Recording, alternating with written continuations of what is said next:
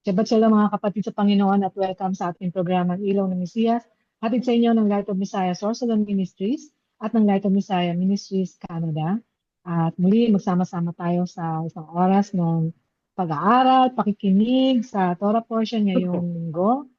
At habang tayo nagpapahinga, kapiling ang Lord of the Sabbath, Yeshua Messiah.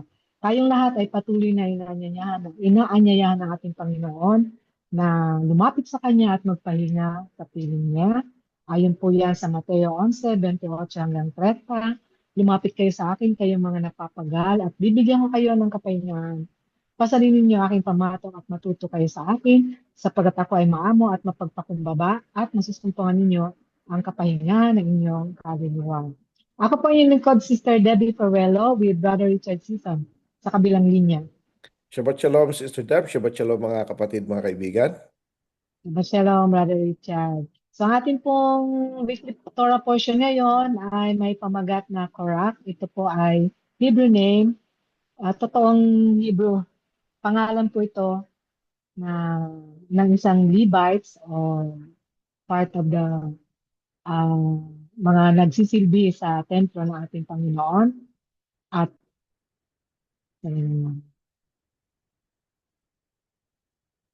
At prominent po yung kanyang pangalan bilang isang Levita, at ito po yung ang portion natin ngayon, ika 38 pagbasa mula sa Torah, at galing po ito sa halo po yung ating pamagat sa verse sa ating reading na nagsasabi, naghahayag na, "Now Korah the son of Izhar took action."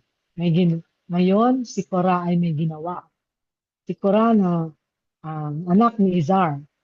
Yan po sa number 16 verse 1.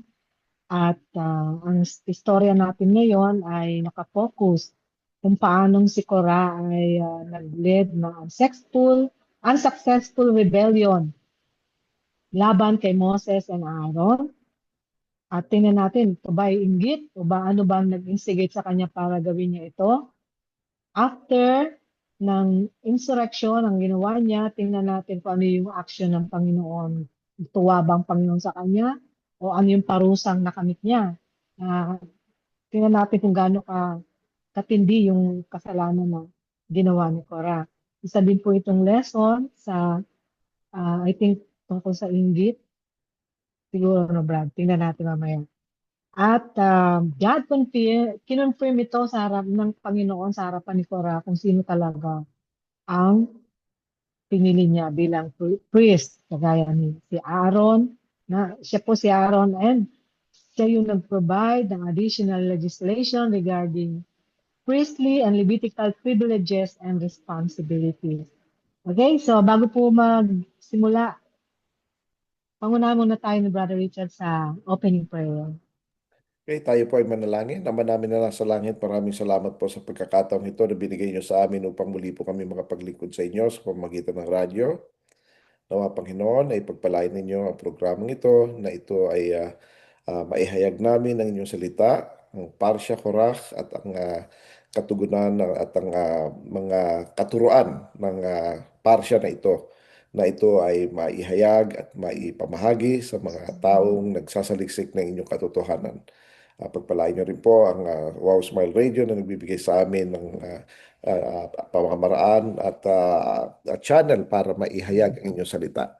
Nawa, Panginoon, ay patuloy niyong pagpalain ng inyong mga lingkod. Ito po ang aming dalangin sa pangalan ng Panginoong Yeshua. Amen.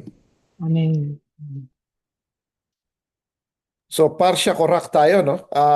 Number 16:1 to Numbers 18:32.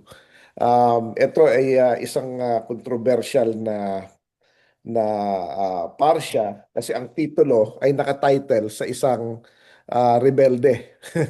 Si Korah, by nature, hindi siya masamang tao. Hindi siya yung parang kriminal or magnanakaw or whatever, ano. Actually, as a matter of fact, leader siya ng mga Levites. Pinsan siya na first cousin siya ni Moses. At isa siya sa mga lingkod ng mga leaders na technically inaasahan ni Moses na magdadala ng congregation kasi napakalaki ng responsibility. Ayon sa Biblia, there were 600,000 men. Men pa lang yon. So kung yung may mga asawa sila, that's 1.2. Ay kung may at least dalawang anak sila, 2.4. Yun yun, no? So, ayon sa mga etas, mayroon pa mga mixed multitude na nag-join sa kanila. So, roughly a total of 4 to 5 billion actually ang nasa nila, no? Na pinamamalaan ni Moses. At ang mga Levites, kasi ang mga priest that time, si Aaron pa lang, tsaka yung apat na anak. Later on nga, namatay pa yung dalawa, si Nadab and Mm. Abihu, naging dalawa na lang. So technically, tatlo lang ang priest during the time. So karamihan ng trabaho ay ginagawa ng mga Levites. Mm. At si Korah ay isa sa mga leaders ng mga Levites. Kaya ngayon, ang nangyari ay um, kung matatanda natin, ang background nito na kung saan ay nagpa-survey, I mean, uh, padala ng spy ang Panginoon, actually si Moses, with the blessing ng Panginoon, 12 spies, pero yun nga, may bad report, so hindi natuloy. Pinarusahan sila ng Panginoon, sabi ng Panginoon, hindi sila makakarating. At eventually, pinaikot sila ng pinaikot sa desert. So, Mm. for 40 years yan, ano? Pero prior to 40 years, halfway or even before that, ay nakita doon na si Cora ay nainip na. Sabi niya, bakit itinataas mo ang sarili mo? Ayan, ang unang ano dyan kagad niya, tiningnan niya, Mm. sinasabi niya, ang mga tao, ang masusunod, sila'y holy, no? Bakit mo itinataas ang sarili mo sa holy congregation, no? So marami Mm. silang mga reklamo. Ang isa doon ay inalis mo kami sa magandang lugar. Ang tawag nila sa Egypt ay land with milk and honey. So actually it's a terminology na fertile land, maganda yung land, maano no. Land of opportunities technically. Yun ang terminology nila sa panahon na yon, ano? Land with flowing with milk and honey. Sa panahon natin ngayon, kasi tinatawag natin na greener pasture. Pupunta ako sa greener Mm. pasture. During that time, iba ang term nila, no? So sabi nila, ang tawag nila sa Egypt ay a land flowing with milk and honey. Tapos sabi niya, hindi mo kami dinala doon sa pinangako mong land flowing with milk and honey. Wala kaming inheritance, walang nakukuha, tapos parang walang Mm. nangyayari.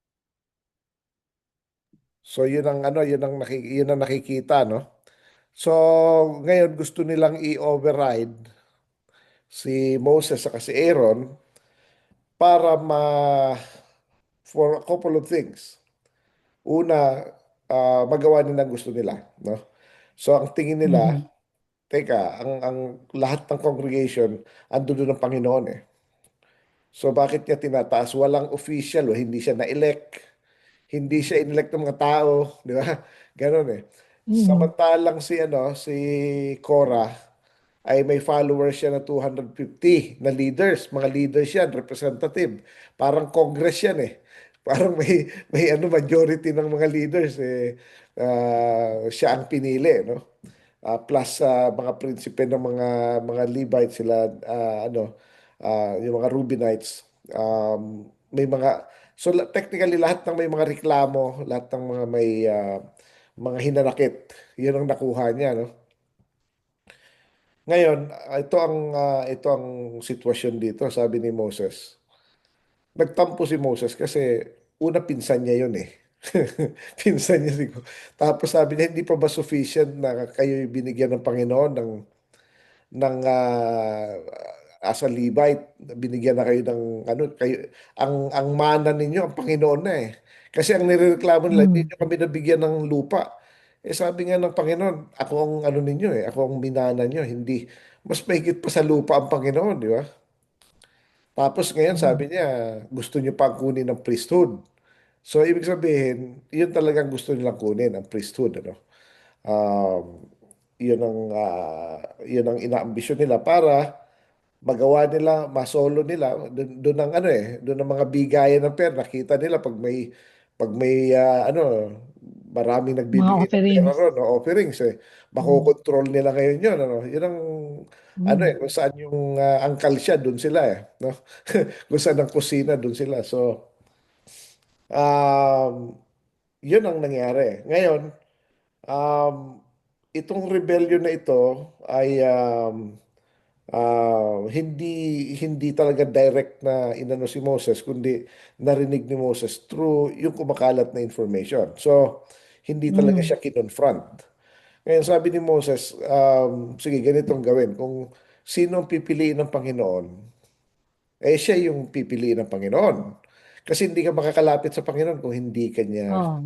tatawagin. Kaya, Mm. um, ngayon, ang sabi ni Moses, ang ikinatatampo niya, ni isang item o isang baka o isang kalabaw o isang sheep o whatever, no? Hindi man lang ako kumuha sa mga taong ito. Sa dami ng mga offerings, sa dami ng mga ano, wala siyang hiningi, wala siyang kinuha. And yet, ang accusation sa kanya is gano'n na lang, ano? So sabi niya, ganitong gawin. Mag, ah, mag-ano kayo ng incense at para makita kung sino ang pipiliin ng Panginoon. Pero yung mga Reubenites, hindi ayaw nila. Hindi kami pupunta, hindi kami makikisali dyan. Masyado na kayong, ano, sabi niya, masyadong puro kayo utos. May mga ano pa kayo, style pa na ano, gano'n. No? Hindi kami sasali. Parang boycott sila. Boycott. Hindi naman sila, pero still it's an open rebellion. Ano? Ngayon, nagalit ang Panginoon. Gusto na ng Panginoon patayin na lahat eh. Di ba kung maalala natin, may, Mm. may ano na talaga sila eh, namumuro na sila dahil naniwala nga sila dun sa 10 spies. Sabi ng Panginoon, hindi kayo makakarating sa ano, papatayin ko na lang kayo. Oo. Ang Yun yung papatayin lang, last Torah portion natin, last week oo, Torah oo. portion. So hindi naman niya papatayin lahat yung 20 years old and above lang eh. Yun lang matitira ron. Ano? Pero ang ganito yan eh, hindi majority wins, no? Kundi kung ano yung what is right sa Panginoon. Willing ang Panginoon na kahit ubusin niya ang tao eh. Katulad ng ginawa niya nung first world. Mm. Ano? Mm. Si Noah lang ang sinave niya. Kayang gawin ng Panginoon yan. Kasi sa kanya, hindi siya covered ng time eh. Mag-iiwan lang siya ng isang family. Kaya sabi niya, ikaw na lang Moses, gagawin kong ano eh, out of you, gagawin ko yung ano eh, yung padadamihin ulit niya. Ayaw lang ni Moses. No? So, ang Panginoon, kaya niyang mag-work sa mga obedient. No? So, tama ka doon, Sister Dab, no? It's yung inggit. Yung inggit na bakit ganun, ano? Bakit, ba't siya merong ganun? Bakit sila lang yung kinakausap? Bakit, dapat Ba't sila ano lang rin, leader? oo. Ang minsan, ang mga lumalaban, akala mo, maganda yung sinasabi, pero may self-interest actually, no? Mm. Pag sila na nakapwesto, mas malala pa. Makikita natin yan sa mga rebellion na nangyari in the past. After one rebellion, mas worse pa ang nangyari. Ganun Mm. eh. So, lagi yan. Anything na may rebellion, maski sa mga ibang lugar, like sa Egypt, nagrebelde, nagugulo. So, mas worse pa yung pumapalit. Ano?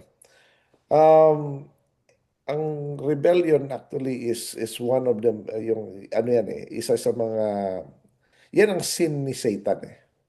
Rebellion is actually, kung ang sin ni Adam, ni Eve, is disobedience, saka nag-ambisyon sila, na we can be like God, di ba? Parang gano'n eh.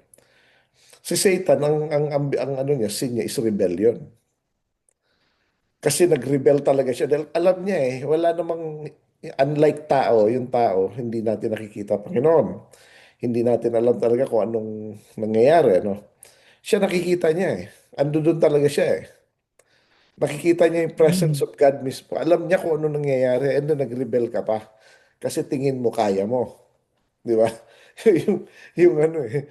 Yun ang ano eh. Yung minsan, yung tinatawag na familiarity. Parang lagi mo Mm. nang ginagawa, parang, oh, naglilingkod ako sa Panginoon. Katulad ni Cora, naglilingkod siya sa Panginoon. Matagal na. Ano na, siguro, sabihin na natin, itong period na to eh, at least 10 years na, ganon. Di ba? O 20 years, halfway, who knows, right? Um, Parang napapagod na siya. Kailangan na niya mag-improve. Kailangan niya may Mm. exciting na movement, ano? So, sa init ng ulo niya, si Moses ang inano niya. At nagsama pa siya ng 250. Sabi ng Panginoon, humiwalay ka sa mga yan. Papatay ko na lahat yung mga Israelites na yan, eh. Sabi naman, wag naman yung kasalanan ng isa, kasalanan ng lahat. Sabi niya. So, sabi ng Panginoon, sige, sabihin mo sa congregation na humiwalay sila dyan kay Korah saka dun sa mga Reubenites na yan. Sabi niya, Mm. wag ka. Brad, Oh, si Cora ba yung one of those assigned to carry the Ark of the Covenant? yeah, that's interesting. Part siya yata doon. Maaring part siya ron kasi isa siya sa mga leaders eh. Isa siya sa mga Mm. leaders. I can check that. Pero isa siya sa mga top leaders. First cousin siya ni Moses eh. So, Oh.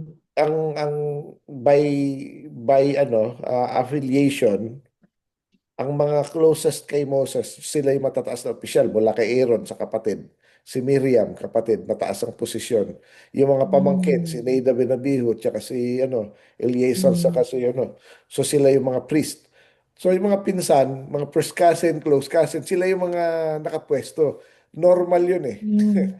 Dahil sila yung pinagkakatiwalaan eh. Siyempre, ano, pero yun nga, ahas Oh. pala. Oo.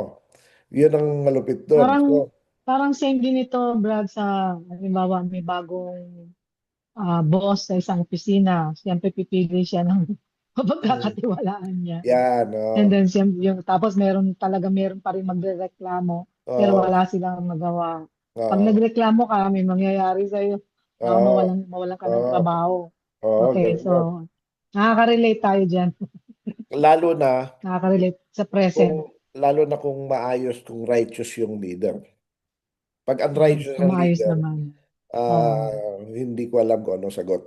Kahit nga ang Pero righteous Brad, hindi pa rin tayo hindi pwedeng dapat mag-ano eh. mag-rebel, oh. Hindi Hayaan dapat, natin sila, oo. sila na lang ang bahala dyan, oh. Oo, Kasi kasi maapektuhan ka lang. ang ano, um, even ang mga masasama, even the devil themselves, no, mga demons and everything, they they perform yung dirty works na kinakailangan na gawin para ma-fulfill ang will ng Panginoon. For example, yung mga pagkakasakit, pagpatay, gawayan hindi ginagawa yan ng mga holy angels eh. Ang pumapatay sa tao si death eh, angel of death eh. So, Mm. um, may mga function sila na ginagawa. Pero it doesn't mean na ligtas na sila. Yun eh. Oo. Kaya, kaya nila ginagawa yun, kasi unang-una sila rin na may cost nun eh. Wala sanang ganun kung hindi, wala sanang death kung hindi nila ginulo yung mundo eh. So ngayon, Mm. sila ngayon mag-perform. Parang, kumbaga, ikaw ang nagkalat, ikaw ang maglinis ngayon yan. O ikaw ang janitor, di ba? So, pero it doesn't mean na yung naglilinis, eh malinis din siya. Siya yung may kumbaga responsibility mo yan, ginawa mo yan, ginulo mo ang mundo, ikaw ang bahala dyan. So parang gano'n, no? Pero towards the end, i-judge pa rin sila, no?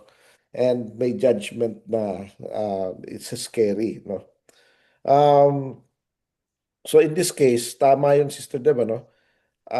As Mm. children of God, we are not called to rebel. Ang kung makikita natin ang um, kung anong ginawa sa Panginoon ng high priest sa panahon Mm. ni Yeshua, no? At anong ginawa ni Herod tsaka ni Pilate sa kanya, Mm. no? Hindi niya sinabing babalikan ko kayo or kayo mga follower ko umalis na kayo diyan. Mm. Iwalay kayo diyan, no? So actually, pinanalangin pa niya, sabi niya, Father, forgive them for they do not know what they're doing. So, kaya lang, after the forgiveness, pero tinuloy-tuloy pa rin nila ang kasalanan nila, talagang may kalalagyan sila. Yun yun. Mm. Hindi naman perpetual yung forgiveness kapag hindi ka nag-change So, pinatawad So, ka, yung kumbaga, hindi kalooban ng Panginoon na ang tao ay nagre-rebel, naglalaho kahit oo, sa gobyerno. Kasi nabanggit anyway, din niya sa New Testament. ano yun Sa Ah, Messianic writings. hindi may judgment din, magbibigay din ng Oo, Panginoon ng judgment. respeto pa rin. Respeto pa rin natin Actually, ang gobyerno, sisteng gobyerno. hindi Oo. ibig sabihin na okay, hindi tayo magre-rebel. Pero hindi rin ibig Mm. sabihin na we will support. Kasi Yeah. pag sinuportahan mo rin yung Pero, yung pwede natin Oo. panalangin. Yung prayer talaga. Prayer ang Yeah. ano na. Pero Through kapag prayer. ang iba kasi sinusuportahan suportahan Oo. natin. Pag sumuport ka Suportahan sa yung kabila. unrighteous, So, faction na. then Mm. you're liable sa unrighteousness din. Ibig sabihin, pabor ka doon sa unrighteousness ng taong yon o nung grupong yon. Ganun yun So, kaya hindi But, tayo dapat kasali sa ano na yan sa ano na yan, kasi unrighteousness yan we should not Brad, be part of di ba that. may nakasama siya, Brad, na yung dalawa, si Abayram. Ah, could it be na na-influence siya ng dalawang kasama niya? Yeah, ano yun, meron din kasi silang mga sariling hinanakit. Ayun nga, ang inaantay na Oh, nila yung kaya yung nag-join-join na mana, sila. nakalimutan nila na sila slave nung araw. 10 years ago, Mm. slave sila. Tapos bigla sila marami ng pera. Tapos kasi binigyan nga sila ng mga Egyptians. Ngayon, ine-expect Marami nila sila. na Mayaman na sila. magkakaroon sila ng marami pang pera doon sa land flowing. Nakalimutan nila kung saan sila galing. Yun ang, Mm. yun ang problema. So, kaya humility is very important. Tsaka dapat alam natin kung saan tayo galing Mm. para hindi tayo maisip natin, ay ganito ako noon. Binigyan ako ng Panginoon ng ganito ng situation. Dapat grateful ako. Yun ang ano ron Um, Kaya ang nangyari um, is nagrebel sila at napatay sila. Nagbumuka yung lupa, Sister Deb Pero ang sabi ng Mm. Panginoon, wag niyong pagnasaan yung mga ari-arian nila, wag kayong maging part ng mga asset nila, ari-arian. Kaya yung mga tumatanggap ng mga mali-maleta na yan, may kalalagyan din yan Maaaring hindi bumuka ang lupa, pero kasi ganito yan, Sister Deb Sabi ng Panginoon, Mm. Yeah. what profits a man if he gains the whole world and yet loses his own soul? Anong kinita ng isang tao na nakuha niya yung buong mundo pero wala na. Actually, pinipertain niya ito, Mm. Sister Deb, kay Satan Si Satan, binigay na Mm. sa kanya yung mundo Pero ano naman yun? Oh, sila What yung is unang that? Oo. rebellion. O sige, di ba sabi niya, di ba naalala mo si Steve nung tinutukso niya ang Mm. Panginoon, ibinigay sa akin ang mundo. Ito, mga Oh, kayamanan, sa binigay kanya sa akin to. talaga. Hanggang ngayon, Sabi di niya, ba, Brad? Hanggang ngayon, sabi niya, sa kanya ibibigay ko talaga sa iyo, siya ang sasambahin mo ko. nag-rule. Sabi niya, So, ibig sabihin, ang pinupoint out ng Panginoon, yung gawain ng Diablo, sabi niya, O ano ngayon ang kinita ni Satanas? Parang ganun eh, kung iano natin, na nakuha Mm. niya yung mundo pero mamamatay din siya eventually. He will Oo. lose it. He will lose his own soul. Kaya Mm. ngayon, pertaining sa mga tao na okay, nakakuha ka mali-maleta, bilyon-bilyon, trilyon-trilyon, nakakuha ka tapos mamamatay ka rin. Para saan yun? Di ba? Oo nga, ganun na nga. Paano yun, di ba? Kasi lahat, lahat tatanda. Lahat tatanda, lahat Lahat tatanda, mamamatay. Oh, mamamatay. May maaga, may late. oh, yun ang ano ron eh. So, anong Oh, gagawin yun mo yung ron sa... palagi nasa isip ko. Oh, parang Lahat tayo mamamatay. kasi Sister Deb, ang ano, ang tao, mula pa kay Adam and Eve ito, no? Na meron parang you will not die. Yun ang sabi eh. You will be like God. Laging nakakalimutan yun. Yun actually ang tukso sa tao na parang Mm. parang hindi ka mamamatay. Kaya ngayon ang Mm. mga ano, oh, hindi ka mamamatay dahil mararapture ka. So, yun ang ano ron eh. Tapos pero yung mga napangakuha na patay na matagal na. So wala paulit-ulit lang ng ganun ano. Um, ando dun yung tendency ng tao na maiisip niya, igagather ko lahat itong Mm. kayamanan, lahat itong power, lahat ng ano. Parang hindi na sila tatanda, parang hindi na sila mamamatay. Na Mm. nawawala sa ano, nawawala sa parang sa idea na one could die, no? Um, ano nga nakakalungkot kasi may isang kapatiran sister Deb na nalaman Mm. ko the other day, actually last week nalaman ko na pumanaw pala. Ang bata pa, about 33 years old. Kawawa naman. Nagpamassage lang, paglabas patay, namatay, inatake sa puso. Ibig Oo. sabihin, you're 33 years old, Hard ang massage bata mo siguro yung pa. binigay. Kaya nga, so ibig sabihin, you could die anytime. Hindi ibig sabihin na, oh, bata pa ako, Anywhere, matagal pa. whatever Matagal pa. situation. What if wala na? Sabi nga ni Brother Jonah, what if there's no tomorrow? 'Di ba? Kaya sabi ng Biblia, mas maganda nga raw uma-attend sa mga lamay, sa mga Mm. ganun, mga funeral kaysa sa birthday Para party ma-remind. para ma-remind Yeah. na may ikaw pala, tayo pala ay merong kalalagyan. Darating sa ganong sitwasyon. Oo. Ito pala ay ano, hindi hindi magpakailan pa man ano. Kaya kung ito, madalas kong binabanggit ito, Sister Deb, sa aking preaching, ano, yung parable of the shrewd manager, no? Ang parable of the shrewd manager ay may ginawa siyang mali na sabi ng kanyang amo, terminated ka na. Yung mag-ready ka na ng ano, ayusin mo na yung ano, ikaw tsugi ka na. Oo, patay ka na.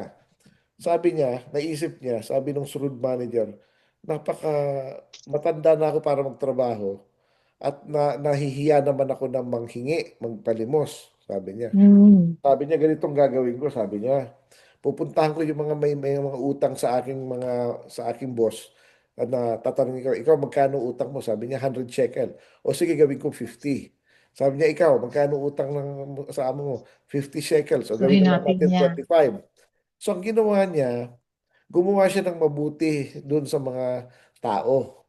Yes, oo, parang parang mali, di ba? Kasi Mm. mali talaga dahil parang ano, tawag dito, hindi Parang naman niya pera yun sinungaling eh. na yung O mga parang sa inano niya. listahan niya. Oh. Oo.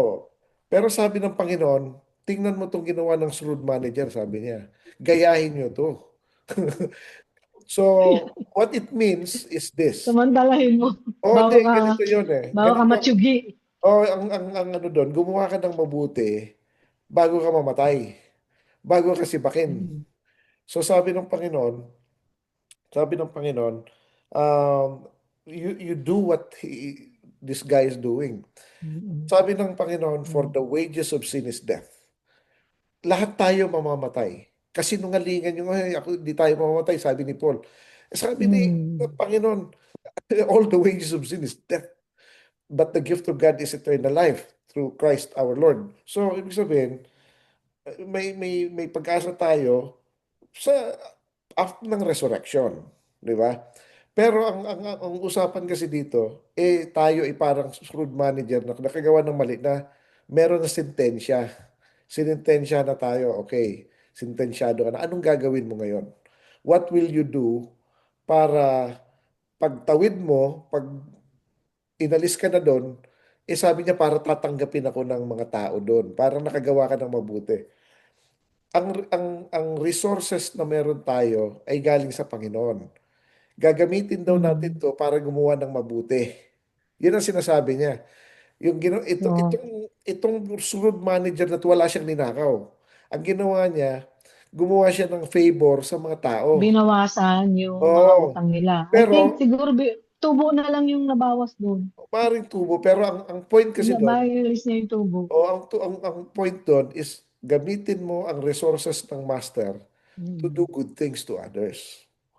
Yun ang point doon. Gamitin daw natin kung ano yung pinahiram sa atin, anong nasa resources natin para makagawa ng mabuti sa iba, makagawa ng favor. Kasi baon na rin sa utang yung iba eh. So, a little Mm. breather would help them. Ibig sabihin, nakagawa ka ng good deeds. So, yun ang gusto ng Panginoon, gumawa tayo ng good deeds. Kahit gamitin pa natin ang resources natin, ay makagawa tayo ng good deeds. No? Um, yun ang point doon. Samantalang ito si Cora, iba ang kanyang ano eh, kanyang ambisyon. Gusto niyang Mm. alisin yung good man, mabuting tao, para makapwesto siya. Kasi meron siyang ulterior motive na makuha yung mga resources na pwedeng na available sa kamay ni Moses, no? So, yun ang ano, maraming mga leaders or ambitious leaders na gusto nila makapwesto dahil meron silang makukuha ron. Pero dapat yung pwesto natin, position natin, influence natin, ang pera natin, ang buhay natin should be used to do good to others, hindi para sa atin.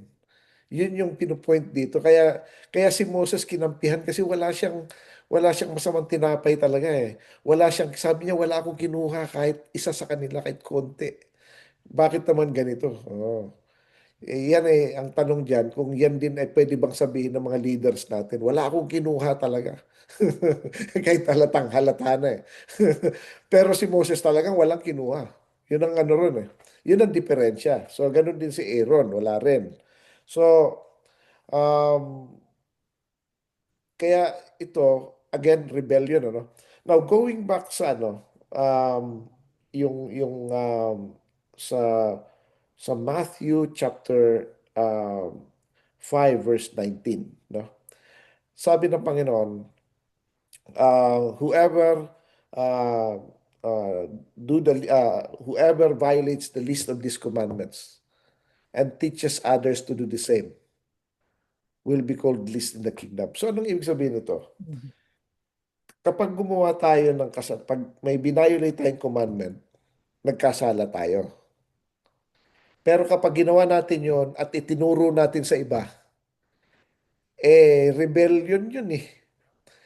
Yan i-define sa Matthew chapter 7 verse 21 to 23. Kasi sabi ng Panginoon noon, many will call me on that day, Lord, Lord, but shall not enter the kingdom of God except those that do the will of my Father. Sabi niya.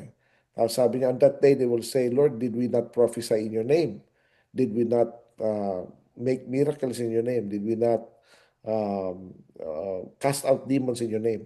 Sabi ng Panginoon, away from me, you who do lawlessness. Pero, ang Greek word na ginamit doon is anomia. Hindi lang siya lawlessness. Ibig sabihin, hindi lang sa wala silang fina-follow na law or binabiolate nila yung law. Kundi ang anomia means you're anti the law, you're against the law. Hindi lang sa wala kang law na nire-recognize. Kundi may law, pero you go against it. So, kapag ginawa natin yon, nagkasala tayo tapos itinuro natin sa iba. For example, hindi tayo nag-observe ng Sabbath. Tapos, o may isang taong hindi nag-observe ng Sabbath, tapos tinuturo pa niya, ay, wala ng Sabbath. Wala na. That is anomia. Ano yan? Antinomianism yan. Against the law ka. Yan ang problema. Ngayon, ang point dito ay hindi naman ibig sabihin na hell kagad siya. Kapag ka nagsisi siya, kaya nga sabi ng Panginoon, sabi ng Panginoon, if I tell to a wicked man, to a wicked person that he will surely die. Sabi niya, mamamatay ka dahil binabiolate mo yung commandments of the Lord. Pero nagbago siya. He started to return what he has stolen.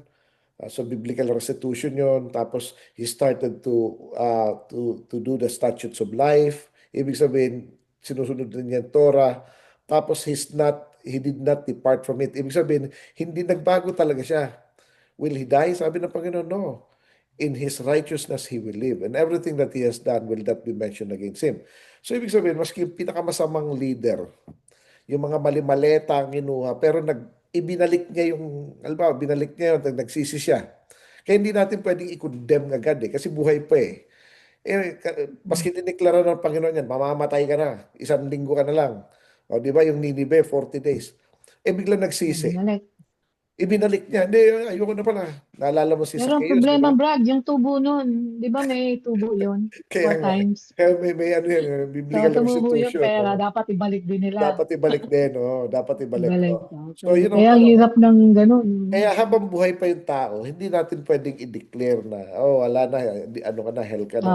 Yan, Kasi yan. hindi tayo Buhay ang pa. judge. May pag-asa pa silang magbago. Oh, may pag-asa pa. Habang buhay may pag-asa. Ngayon, sabi nga ng Panginoon, I don't um, take parang ano sabi niya, ano ba yung term na ginamit niya? I don't take pleasure on the punishment Hmm. of the wicked. Sabi niya, hindi siya naliligayahan o nalulugod na pinaparusahan niya yung mga sinners. Sabi niya, pero kundi itong mga sinners na to pag nagbago, dun siya natutuwa. No? Kaya si King Ahab nung sinabihan siya ni pangalan nito ni Elijah. Sabi ng Panginoon kay si King Ahab talagang evil na evil king na yun eh. Yung asawa ni Jezebel. Sabi ng Panginoon, puntahan mo si King Ahab, sabihin mo mamamatay siya. Yung mangyayari, yung Israel ay kukunin ng Assyria, blah blah blah, yung mga ganon. Ano. Tapos nangyari, nagsisi si King Ahab, inalis niya yung kanyang kingly robe, tapos naglagay siya ng sackcloth, tapos inalis niya ang crown niya, naglagay siya ng sackcloth, ng ano ng ashes, tapos nagrepent siya. Hindi pa nakakalayo si Elijah eh. Sabi sa kanya ng Panginoon, did you see what King Ahab did? He put a sackcloth and ashes on his head. Sabi niya, now go back to him. Tell him that he will not see it. He will rest with his fathers in peace, but his children will see it. So, na ano pa na-amuse pang Panginoon kasi ang gusto ng Panginoon mag-repent, no? Kaya minsan kahit nakakagigil na yung mga kasamaan ng mga leaders natin, ano? Kahit ano, ah, ang mas gusto ng Panginoon na imbis na magalit tayo, hindi natin susuportahan, ipagpipray. Oh. Kasi ang iba Oh. sinusuportahan, suportahan natin para protektahan natin. Pinagtatanggol pa. Parang pinagtatanggol mo, di kasama ka na rin doon, di ba? Ano Hmm. pala gagawin natin? Magpipray. Pipray tayo. Hindi tayo kasama sa rebellion, hindi rin tayo kasama sa magpuprotect. Di ba? Hmm. Pinuprotektahan mo yan, hindi kasama ka na rin dyan, di ba? So yun hindi tayo kasali kasi sa mundong ito. Kumbaga, ang role natin is ano tayo, yung catalyst. Ang catalyst, Ah. hindi siya naapektuhan ng ng chemical reaction. 'Di ba? Ang catalyst ano siya parang maski maglagay ka ng mga inaano niya yung reaction, ng chemical reaction, na-fast track niya yung um, kung maalala natin yung sa may tubig na pakatawid ng mga children of Israel, di ba, sa Red Sea. Tapos may tubig, uhaw na uhaw sila pero may tubig pero hindi nila mainom kasi may lason, parang bitter, bitter water, di ba? Tapos sabi ng Panginoon, kumuha ka ng wood, itapon mo ron. Yung wood na yun, Hmm. catalyst yun. Hindi siya nagbago, wood pa rin siya pero naging drinkable water. Kasi catalyst siya. So ibig sabihin, we are catalyst of change. Tayo hindi Oo. magbabago, Sa atin magsisimula sa yung atin magsisimula, mabutihang. hindi tayo maapektuhan ng mga nangyayari. So, we don't rebel. Doon lang tayo sa prayer, doon lang tayo sa neutral. Ah, so, kasi mas gusto ng Panginoon na itong masasamang taong ito ay eventually magbago. Mm-mm. Mas gusto niyan makita na nagbabago yung mga masasama kesa sa kesa sa parusahan itong masasama. Pero siyempre, pag talagang sobrang-sobra na, may kalalagyan din talaga. Yun ang ano naman doon. Kaya hindi sila forever na ay okay lang yan, makakaligtas dahil mabait ang Panginoon. Meron pa rin eh. At minsan ang Panginoon bigla na lang nagja-judge siya ng ano minsan pag kasi Mm. siya lang nakakalam kung anong gagawin eh. 'Di ba? So with that i-avoid natin ang rebellion. Ang open rebellion sa sa mga leaders both mula sa magulang yan, Sister Deb eh. Kasi ang magulang is Mm. ano leader din yan ng pamilya, di ba? Magulang, Mm. yung community, yung country, yung sa congregation, sa lahat ano. Um, yun ang ano ron eh. Dapat ang role natin is a catalyst, no? Tapos at the same time din, we have to keep the Lord's commandment. Kasi ang kapag binayolate natin ang commandment ng Panginoon at tinuro natin sa iba, minsan not necessarily na ano na, na verbal yung teaching by example na tinatawag. Mm.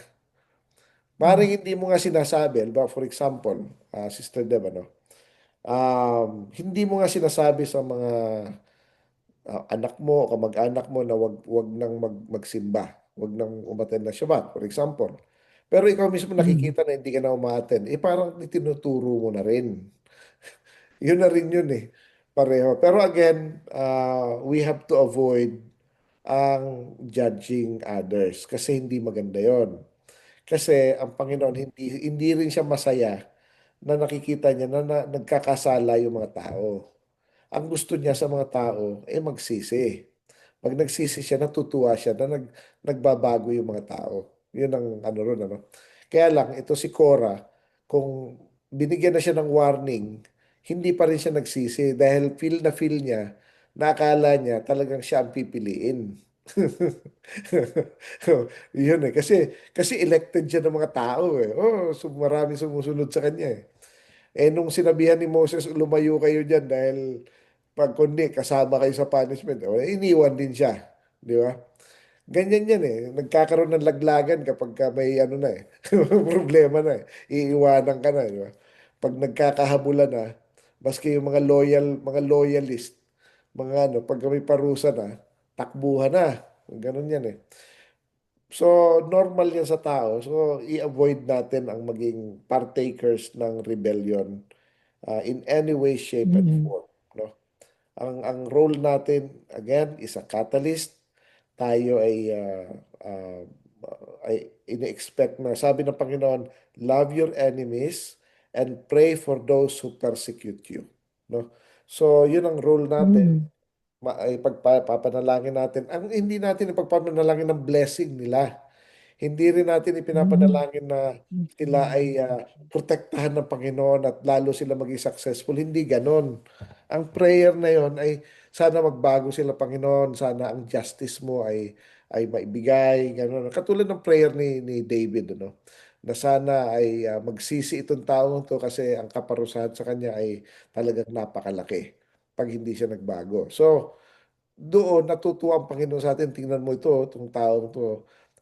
Kahit gaano kasama nung taong sa kanya ginagawa ng tao to, pinapanalangin pa siya.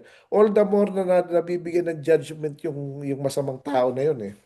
Kasi pinagpipray pa siya na tingnan mo na magpatawad. So, pero pag nagbago, biglang success, di ba? Parang wow, ang galing-galing, di ba? Yung katulad ng yung marami mga stories of mga bad guys na naging good guys, di ba? How the bad people become good is ano yung mga minsan nababasa natin, Hamas leader, nakita ang Panginoon, nagbago siya, mga ganon, di ba? Um, Mm. kung maalala natin, ewan ko kung hanggang ngayon, no? Si Jackie Enrile, di ba dating loko-loko Mm. rin, tapos naging religious na rin. Mga ganon-ganon, di ba? Si Cesar Guy, ganon din. Mm. Meron pang isang rebelde dati na naging ano na rin. So, may pag-asa. Pero yung iba naman, natsuchugi talaga. Pag hindi nagbago, Oo. May naalala ako si King Saul sa uh, 1 Samuel 15:23. mm, Sinabi doon na rebellion is the sin of divination or witchcraft. witchcraft. It's a witchcraft. Talagang tinanggal sa kanya, pati kaluluwa niya, ay, Grabe yun eh. tsugi. Bakit ba tsugi? Kasi yung ano, yung ang So, those witchcraft are is one ano eh. examples. Oh, ibang level ang Rebellion, witchcraft. rebellion Parang harap-harapan mo against God, binabastos ng Panginoon nun eh. against, Yun. against sa Panginoon. Kaya Yes. rebellion is as evil as witchcraft. Tapos, Brad, di ba yung rebellion may kasama din siyang pagiging matigas ang ulo, stubbornness? Stubbornness, Matigas stubbornness. ang ulo. Yeah. Oo. Kasi Sabi doon yun din ang sa start dun eh. Oo. verse, ah, same as iniquity and idolatry. Yun, So, oo. hate ng Panginoon ang idolatry. Oo. Yun. It's like rejecting God, rejecting Oo. the Lord. Yan. Oo. So, He will also reject you. Yun, Yan. Yun ang nakakatakot. nakakatakot doon. No? So anyway, wala na yata Okay, tayong oras, magandang reminder Sister to. Jem. Oo. Okay, Brad, for Oo. conclusion, actually nasa conclusion part na tayo. Batay dito sa ating Torah lessons na natutunan natin ngayon, dalawa yung nakita ko dito, yung rebellion and envy, pagiging mainggitin. Rebellion is also a sin of divination. Ayon sa 1 Samuel 15:23, for rebellion is as the sin of witchcraft, and stubbornness is as iniquity and idolatry. Because you have rejected the word of the Lord, He also has rejected you from being king. Yun ang mga words na sinabi ni sinong prophet yon mismo kay Samuel. Oo. King Saul, kaya nawala sa kanyang pagiging hari at naano din yung kanyang kaluluwa, Yeah. napahamak. Nakakatakot. Oo. And second, tungkol po sa pagiging mainggitin, nagsimula pa lang dapat ano yun na natin, Yung identify na envy. natin at Envy. Oo. kontrahin na, oo. All a person's ways seem pure to them, but motives are weighed by the Lord. That is in Proverbs 16 verse 2. So nakikita natin yung ginawa ni Korah, parang sa tingin niya, tama naman yung motive niya, may karapatan siya, dahil part siya ng Levites, at parang feeling niya na-happy siya, but then, yun pala ay, ang nag-develop na sa kanya yung pagiging mainggitin. Yan ang yan ang example. Ayon po sa James chapter 3 verse 16, for where you have envy and selfish ambition, there you find disorder and every evil practice. Kaya yan po yung ating moral lessons pasok na pasok pa rin sa panahon natin ngayon. Sabi nga, ang salita ng Panginoon ay hindi nagbabago, hindi naluluma, noon, ngayon, at magpakailan pa man. Kaya patuloy tayong mag-aaral ng Torah upang patuloy tayong maasa at matuto at ganun din hindi natin makalimutan yung mga aral ng Panginoon sa ating buhay. Ayon sa John 10 verse 27, my sheep hears my voice, I know them and they follow me. So we be followers of the Lord's Torah, and ganun din sabi ng Panginoon sa Psalm 34 verse 15, the eyes of the Lord, ayon sa Psalm, the eyes of the Lord are upon the righteous and His ears are open unto their cry. Nawa patuloy na makita sa atin ang mga righteousness na ito na tinuro sa atin ng Panginoon, i-practice natin at binigyan tayo ng mga example na wag natin gagawin. And this is a good example, yung weekly Torah portion natin ngayon. Balik natin kay Brother Richard para sa closing prayer. Okay, tayo po ay manalangin. Ama namin na nasa langit, maraming salamat po sa pagkakataong ito na binigay niyo sa amin upang makapag-discuss, mapag-usapan ang Korah, ang rebellion ni Korah, na hindi dapat tularan. Nawa Panginoon ay maging maingat kami sa aming mga gagawin na hindi kami makagawa ng mga bagay na katulad ng ginawa ni Cora at ang kanyang mga kasama. Amen. Kami po ay patuloy na maging lingkod sa inyo at ipanalangin ang mga leaders, ipanalangin ang mga kaaway, ipanalangin ang mga nagpe-persecute at hindi kami masali sa mga rebellion na nangyayari sa mundong ito. Dahil lahat po ay kayo po ang may control, kayo po ang magbibigay ng parusa sa mga taong hindi na talaga nagsisisi. Panginoon, nawa ipagpalain niyo ang inyong salita na ito ay manahan sa mga pusong patuloy na nagsasaliksik ng inyong patutuhanan. Pinabalik po Amen. namin sa inyo lahat ng papuri at pasasalamat sa pangalan ng aming Panginoong Yeshua. Amen. At Amen. inutusan nga ng Panginoon si Moses na utusan si Aaron at kanyang mga anak na pagpalain ng Israel, ang mga anak ni Israel sa ganitong pamamaraan.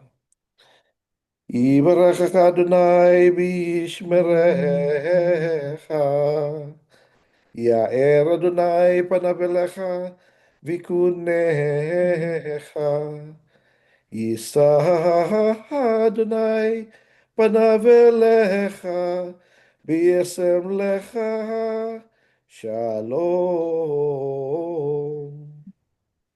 The Lord bless you and keep you. The Lord makes his face shine upon you. The Lord be gracious to you and give you shalom.